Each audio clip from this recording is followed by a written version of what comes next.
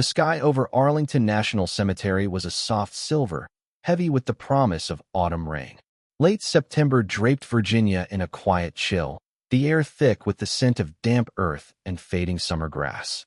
Rows of white headstones stretched across the rolling hills, each a silent marker of sacrifice, their edges softened by the morning mist.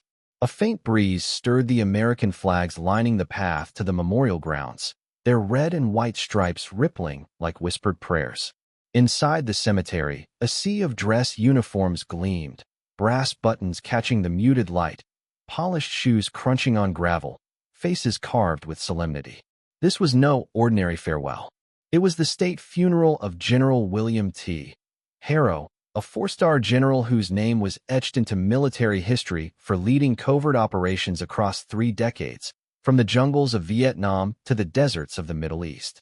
His death had drawn a crowd reserved for the nation's highest heroes, senators, admirals, the Secretary of Defense, and soldiers young and old, all gathered under a canopy of protocol and precision. Security was ironclad. Names were checked twice, ID badges scanned under watchful eyes. No one entered without clearance, not dignitaries, not press, and certainly not James Carver. Beyond the iron gates, under the sprawling shade of an ancient elm, stood an old man. His uniform was a relic, its olive drab faded to a ghostly green, the seams still crisp despite decades in a cedar chest. No medals adorned his chest, only a single patch on his sleeve. 5th Special Forces Group, a unit that hadn't officially existed since the Vietnam War. In his hand, he held a single dogwood blossom, its petals browning at the edges, wrapped in a worn strip of canvas he'd carried since his last tour. James Carver had come by train that morning, a 6-hour journey from a small town in West Virginia.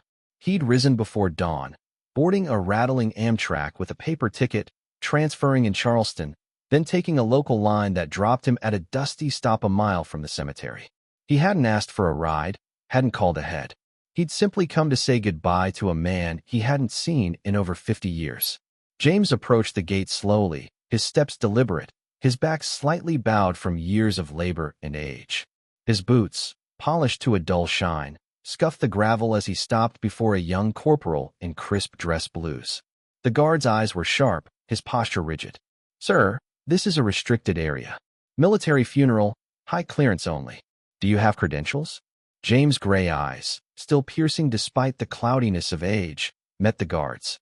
"No," he said softly, his voice low and even, like the hum of a distant engine. "I'm here to honor a friend." The corporal's gaze flicked over him, the weathered hands, the faded uniform, the dogwood blossom trembling in his grip. "Were you family, sir?" James shook his head, his expression unchanging. "I served with him. Long time back." The guard's face softened for a moment, but protocol held firm. "I'm sorry, sir. No credentials, no entry." James didn't argue, didn't raise his voice, didn't plead. He nodded once, stepped to the side, and took his place by the stone wall, the dogwood still in his hand. The breeze tugged at his sleeve, but he didn't move. Inside the cemetery, the ceremony began. Bagpipes wailed low, their mournful notes curling through the air like smoke. A folded flag rested on a mahogany stand, surrounded by generals in starched uniforms, foreign dignitaries in tailored suits, and family members with bowed heads. The Secretary of Defense stood near the front, his face a mask of respect. Taps echoed in the distance, its haunting melody carrying over the hills. But outside the gates, James Carver stood alone, unnoticed by the crowd, his gaze fixed on the horizon where the trees met the sky. He wasn't angry, wasn't bitter. He was simply there, waiting, the way he'd waited in foxholes and jungles decades ago. Unseen by James, someone had taken note. Major Emily Voss, one of General Harrow's former aides, stood near the edge of the procession, her eyes scanning the crowd out of habit. She caught sight of the man beyond the gate, his faded uniform standing out like a ghost among the modern blues and greens. The patch on his sleeve sparked a memory, a story Harrow had told her late one night in a command tent in Kandahar, about a soldier who'd pulled him from a burning outpost in 1967. She leaned toward General Thomas Reed, a close friend of Harrow's, who stood near the casket, his face etched with grief. "Sir," she whispered, her voice barely audible over the bagpipes. "I think that's him." Reed's eyes narrowed, his jaw tightening. Carver. Without a word, he adjusted his cap, straightened his jacket, and strode toward the gate, his boots clicking on the gravel with purpose. The ceremony froze. Musicians paused mid-note, their instruments falling silent. The honor guard stiffened, their rifles held at perfect angles. Even the wind seemed to hold its breath as General Reed, a towering figure in full dress, pushed open the gate himself. James looked up, startled, his hand tightening around the dogwood. Reed stopped 3 feet away and snapped a salute, sharp and unwavering, the kind reserved for equals. "Sergeant Carver," he said, his voice carrying the weight of decades, thick with emotion. "We've been expecting you." James blinked, confusion creasing his weathered face. "I didn't think anyone remembered," he said softly, almost to himself. Reed's jaw tightened, his eyes glistening. He remembered. The general gestured to an aide, who stepped forward with a small, lacquered box, its surface polished to a mirror shine. "General Harrow's last request," Reed said, his voice steady but heavy. "He wanted you to carry him home." Inside the box were the ashes of William T. Harrow, entrusted to the man who'd once saved his life in a forgotten corner of a war-torn jungle. James' hand shook as he took the box, his fingers brushing the smooth wood. Behind him, a handful of elderly men, veterans of a shadow unit known only as Night Stalkers, rose from their seats in the crowd. Gray-haired, some leaning on canes, their faces lined with the weight of years, they stood at attention, saluting one by one as James crossed the gate's threshold, holding the ashes of their brother in arms. No cameras followed. No reporters spoke. Just silence and the weight of a debt repaid. The crowd watched, some with furrowed brows, others with quiet tears, as James walked forward, his step slow but sure, the dogwood still clutched in one hand, the box in the other. The jungle was a furnace, thick with smoke and the stench of cordite. It was November 1967, and the hills around Dacta were alive with gunfire. The outpost was a crumbling mess of sandbags and barbed wire, caught in a relentless Viet Cong assault. James Carver, then a staff sergeant at 29, was on his 3rd tour, his instincts honed to a razor's edge. He'd seen enough death to know its rhythm, enough chaos to move through it like water. That night, the outpost came under siege, mortars screaming, flames licking the sky, the ground shaking with each impact. Captain William Harrow, barely 24, was trapped with 2 others in a collapsing bunker, pinned by enemy fire from the tree line. James didn't wait for orders. He grabbed a smoke grenade and a mech-it, sprinting through the chaos, his M16 slung across his back. Bullets chewed the dirt around him, tracers cutting red lines through the dark. He found Harrow half-conscious, his leg torn open by shrapnel, dragging a wounded private who was barely breathing. A 3rd soldier, a young lieutenant named Thomas Reed, was firing a pistol into the trees, his face pale but defiant. "Move, Captain," James barked, tossing the smoke grenade to mask their retreat. The gray cloud bloomed, choking the air. As he hauled Harrow and the private through the mud, Reed stumbling behind. Shrapnel grazed James' arm, but he didn't flinch.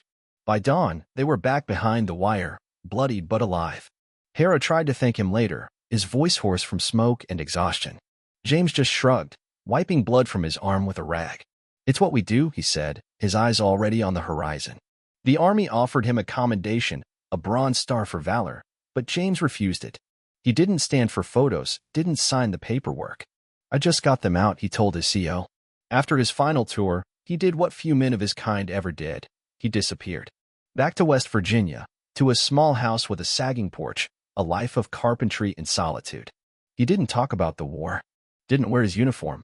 The dogwood blossom he'd carried that night, plucked from a tree near the outpost, was pressed into a book, the only memento he allowed himself. Back at Arlington, the urn rested on a velvet-draped pedestal as the ceremony resumed. James stood off to the side, under the elms, the dogwood still in his hand. The crowd had settled back into their seats, but the air felt different now, charged with a quiet reverence. A young lieutenant, clipboard in hand, approached him cautiously, his polished shoes gleaming. "Sir, you're not on the guest list. May I have your name?" James' voice was low, steady, like gravel underfoot. "James Carver, 5th Special Forces. DAC 2, 67. The officer hesitated, glancing at his clipboard, then back at James.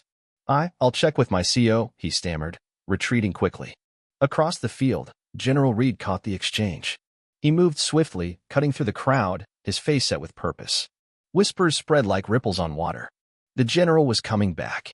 Reed approached James again, this time alone, no entourage, just a man facing another. He removed his white gloves and saluted once more, his hand steady despite the weight of the moment.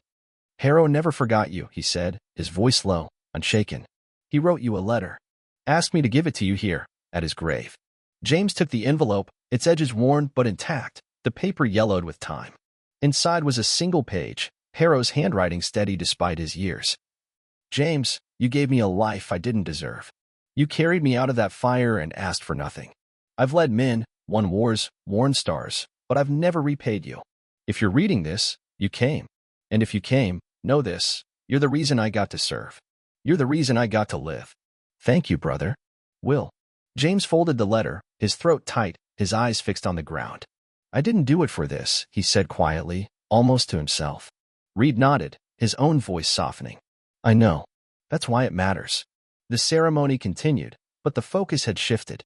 The urn, now in James' care, sat at the heart of the service, a symbol of a bond deeper than rank or recognition. General Reed stepped to the podium, bypassing the prepared eulogy. He faced the crowd, generals, politicians, family, and spoke without notes, his voice carrying across the silent field.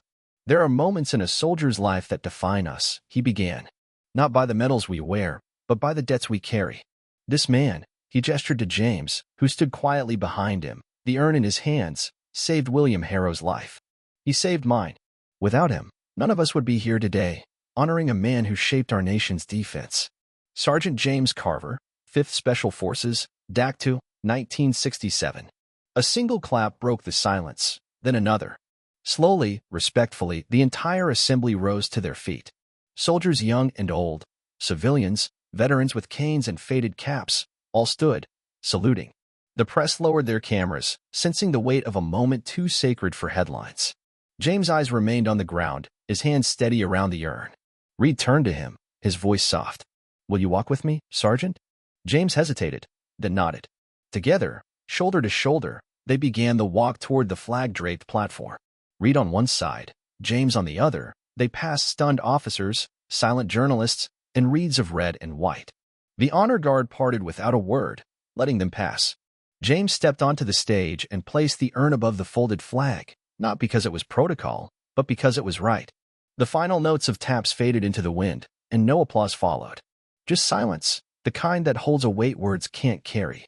James stood motionless beside the pedestal, his hand resting on the urn that held the remains of the man who'd called him brother, even after stars adorned his shoulders.